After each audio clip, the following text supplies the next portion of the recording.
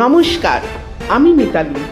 যতদিন যাচ্ছে ইরান যুদ্ধের ঝাঁজ যেমন বাড়ছে, তেমনি মধ্যপ্রাচ্যের আকাশে যেন শুরু হয়েছে এক নিঃশব্দ লড়াই। কোনো আগাম সতর্কতা নেই রাডারে স্পষ্ট কোনো সংকেত, তবু তেহরানের আকাশ সীমায় প্রবেশ করতেই ভেঙে পড়েছে একের পর এক মার্কিন যুদ্ধবিমান। হঠাৎ করেই যেন প্রশ্নের মুখে পড়েছে আমেরিকা আকাশ শক্তি। ইরানের হাতে কি সত্যি এমন কোনো অদৃশ্য অস্ত্র এসেছে যা আধুনিক প্রযুক্তিকেও ফাঁকি দিচ্ছে, নাকি এটি পুরনো যুদ্ধ কৌশলেরই পুনরাবৃত্তি, যার প্রতিধ্বনি একসময় শোনা গিয়েছিল 1979 সালের আফগান যুদ্ধে?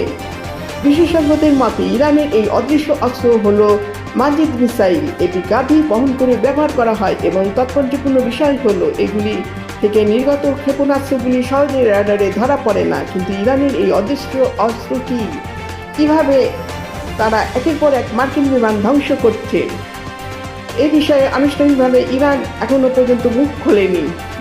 নমস্কার, আমি মিতালি। যতদিন যাচ্ছে ইরান যুদ্ধের ঝাঁজ যেমন বাড়ছে, তেমনি মধ্যপ্রাচ্যের আকাশে যেন শুরু হয়েছে এক নিঃশব্দ লড়াই। কোনো আগাম সতর্কতা নেই রাডারে স্পষ্ট কোনো সংকেত, তবু তেহরানের আকাশ সীমায় প্রবেশ করতেই ভেঙে পড়েছে একের পর এক মার্কিন যুদ্ধবিমান।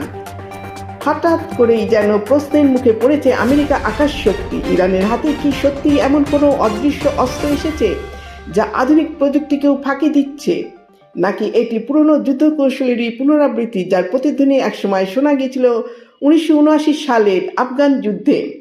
বিশেষজ্ঞদের মতে ইরানের এই অদৃশ্য অস্ত্র হল মাজিদ মিসাইল। এটি গাধি বহন করে ব্যবহার করা হয় এবং তাৎপর্যপূর্ণ বিষয় হলো এগুলি থেকে নির্গত ক্ষেপণাস্ত্রগুলি সহজে রাডারে ধরা পড়ে না। কিন্তু ইরানের এই অদৃশ্য অস্ত্র কিভাবে তারা একের পর এক মার্কিন বিমান ধ্বংস করছে, এই বিষয়ে আনুষ্ঠানিকভাবে ইরান এখনো পর্যন্ত মুখ খোলেনি।